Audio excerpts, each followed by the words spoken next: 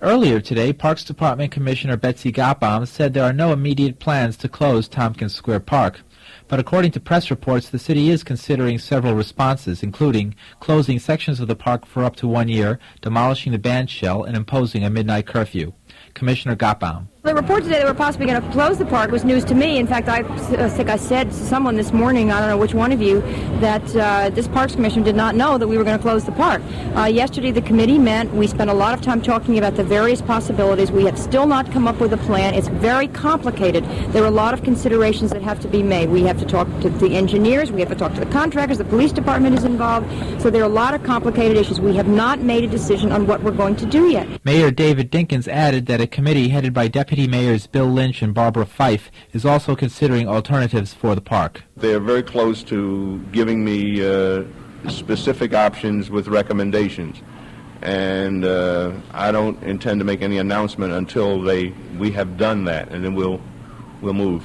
Lower East Side Council member Miriam Friedlander and Manhattan Borough President Ruth Messenger both adamantly oppose any plans to close Tompkins Square Park.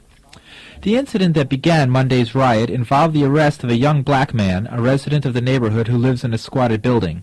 The man, Anthony James, says it all began when Officer Rogers of the Midtown South Task Force approached James and a companion standing across the street from the park. James says his companion was acting rowdy as the officer ordered them to leave. We were gathering our belongings, and the cop, we was taking our time at it, and the cop was like, I said, hurry up, don't let me tell you again. And I said, okay, we're moving. He says, I know you're going to move, you know, because he was like trying to be macho and so forth. He says, I told you, I know I can make you move. I said, yeah. Go play cops and robbers, right? Which brought him back towards me. He says, oh, really? You want to be a smart ass? He says, okay, show me some identification. I said, I don't got to show you no identification because I ain't do anything wrong. And as I walked away, and then he walked back towards the park. But a few moments later, as James was entering the park to attend the music festival, he again met Officer Rogers. As I was going through the gate, he grabbed me and said, now, asshole, show me some identification. I said, what are you doing? I'm jerking away from him. And he's putting his leg behind, placing his leg behind me to try to trip me. I kept jumping over his leg because I seen what he was doing. That's when he elbowed me in my eye and knocked me to the floor. When he knocked me to the floor, he was saying, now I got you, asshole, and I'm going to teach you not to play around with me and so forth. Now show me some identification. I said, all right, I'm going to show you identification.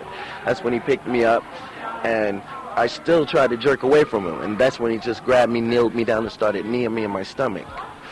And after he's done that, that's when everybody in the park seen what was going on. They ran towards me, and they were saying, no, he didn't do anything. Leave him alone. And they were coming to my aid, but yet another police car came and stopped them from, they grabbed me, they took control of me while the other two cops was fighting the crowds away from me. And that's when they just hit me in the back of my head, knocked me to the floor and handcuffed me and then throw me in a car. James says he had not been drinking that night and that he was not in possession of beer or any other alcoholic beverage when the confrontation occurred. He was released without bail Wednesday morning, charged with assaulting a police officer. James says he plans to sue the city for injuries to his eye suffered during the arrest. For WBAI News, I'm Paul DeRIenzo.